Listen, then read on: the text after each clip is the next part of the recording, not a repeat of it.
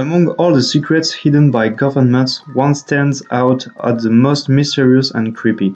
It's about Japan Airlines Flight 123 on August 12, 1985, known as the worst single aircraft disaster in history. 520 people were killed after the crash of a Boeing 747 in Mount Ozutaka, right in the middle of the Japanese countryside. After taking off from Tokyo and 44 minutes of flight, the Osaka-bound aircraft hit the ground and burst into flames at 6:56 p.m., leaving only 4 survivors. Why such a tragedy? Officially, it was the loss of the vertical stabilizer after the explosion of the faulty rear pressure bulkhead of the plane.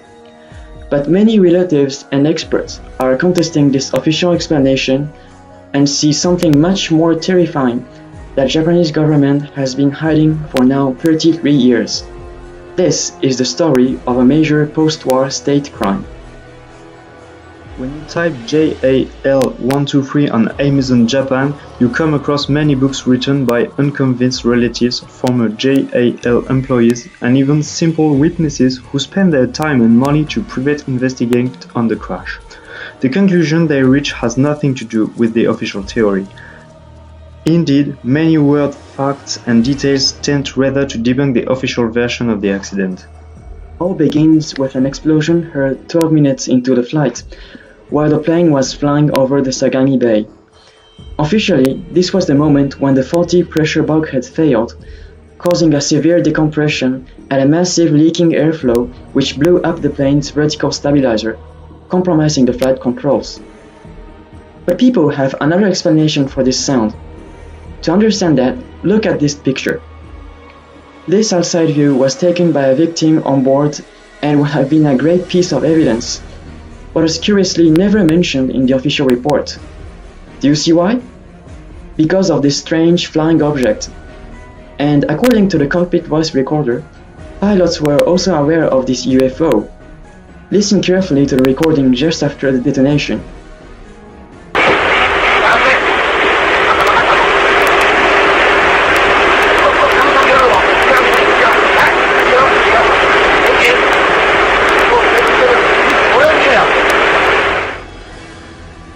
Did you hear that orange air?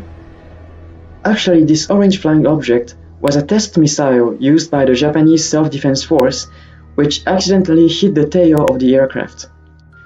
Because for a missile exercise, the Self-Defense Force uses flying targets and missiles that are painted in orange.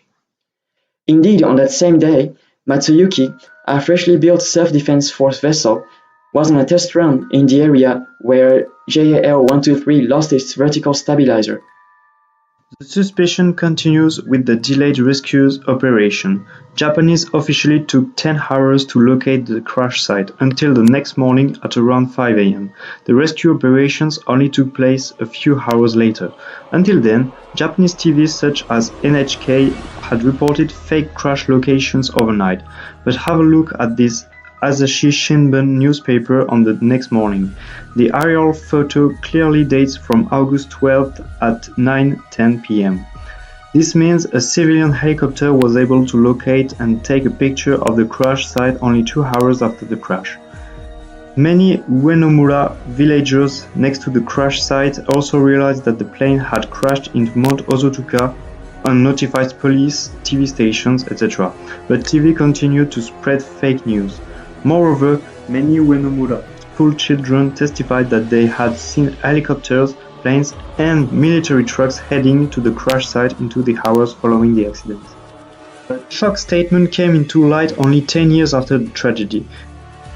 The Americans arrived first on the scene. Former US Air Force pilot Michael Antonucci confessed that his C-130 aircraft had found the plane only 20 minutes after the crash, at around 7:15 p.m.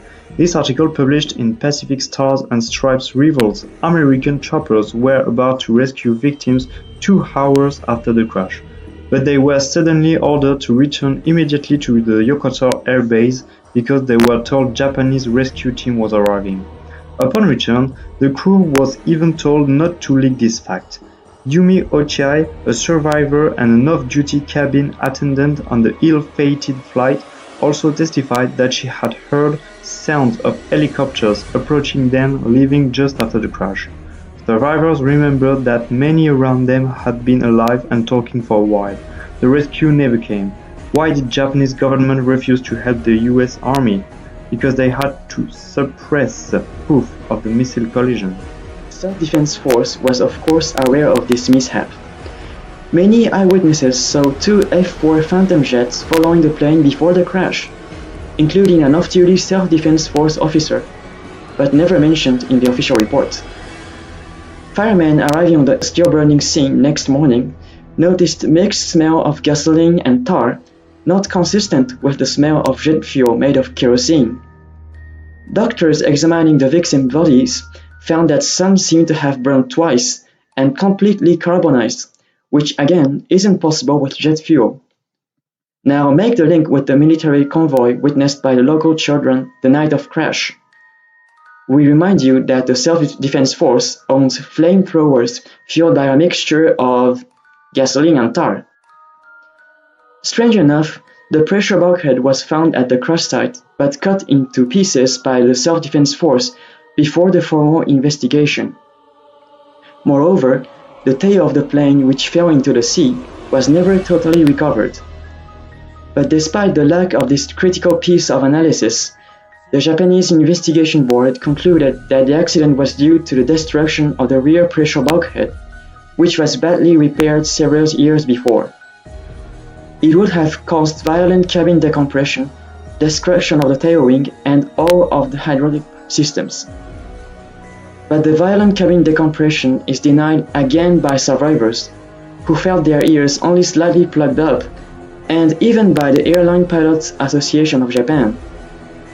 Just before prescription, Yusuke Yamaguchi, the prosecutor representing the relatives, gave up incriminating JAL and Boeing because it was very doubtful if the real cause of the accident was a faulty repair of the pressure bulkhead. So long story short, what the heck happened? JAL 123 was accidentally hit by a test missile fired by a Japanese self-defense force vessel over the Sagami Bay. Two Japanese fighter jets scrambled and reported the traces of the collision on the damaged plane, while they noticed that the pilots were trying to divert to the nearest Yokota airbase. That's why they prevented the plane from landing and instead forced it to fly to the isolated Mount Ozutoka, where it eventually crashed. The Japanese authorities refused American help and spread fake news to keep the rescue team away from the scene. Overnight, the Self-Defense Force savagely eliminated all proof of the collision.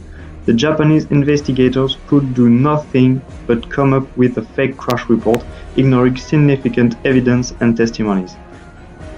We understand that this theory might be difficult for you to accept, but it explains the best the many facts this tragedy tells us.